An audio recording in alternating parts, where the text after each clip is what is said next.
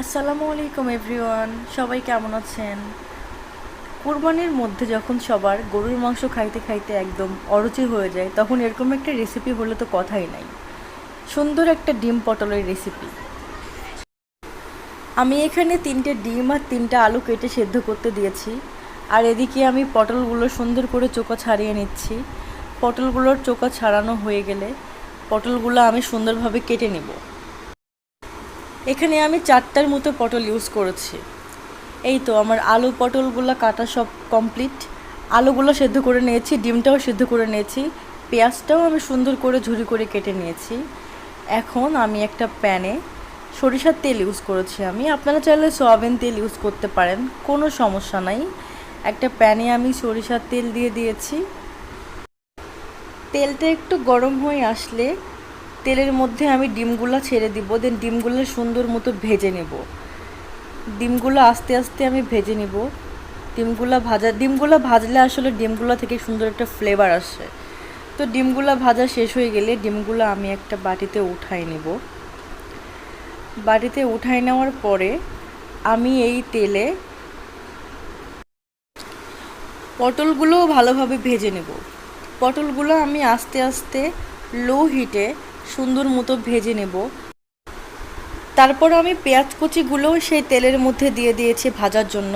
দেন তারপরে আমি সেখানে 1 চামচ জিরা, 1 চামচ আদা বাটা, 1 চামচ হলুদের গুঁড়া, 1 চামচ মরিচের গুঁড়া। আপনারা যদি ঝাল বেশি পছন্দ করেন তাহলে ঝালটা বেশি ইউজ করবেন। তারপরে কিছু মশলা ইউজ করে আমি সুন্দর মতো মশলাগুলো ভেজে নিচ্ছি। দেন মশলাগুলো ভাজা হয়ে গেলে আমি এ পর্যায়ে একটু পানি অ্যাড করব, মানে মশলাগুলো সেদ্ধ হওয়ার জন্য। মশলাগুলো সব একসঙ্গে এভাবে কষিয়ে নিলে সুন্দর একটা ফ্লেভার আসে, আর খাবারেও সুন্দর একটা টেস্ট আসে। মশলাগুলো আমার কষানো কমপ্লিট।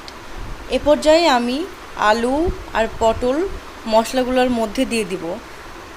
দেন মশলাগুলোর মধ্যে সুন্দরভাবে এটা মিক্সড করে নেব, যাতে মশলাগুলো আলু পটলের মধ্যে ভালোভাবে ঢোকে।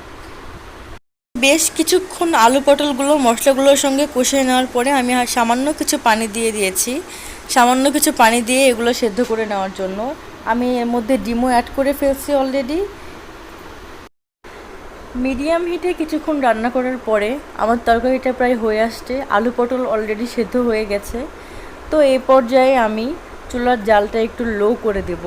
লো করে দিয়ে আমি তরকারির উপরে একটু ধনিয়া গুঁড়া আর জিরা গুঁড়া সুন্দর মতো অ্যাড করে দিব। এটাতে ফ্লেভারটা অনেক সুন্দর আসে আর খাইতেও অনেক বেশি মজা লাগে।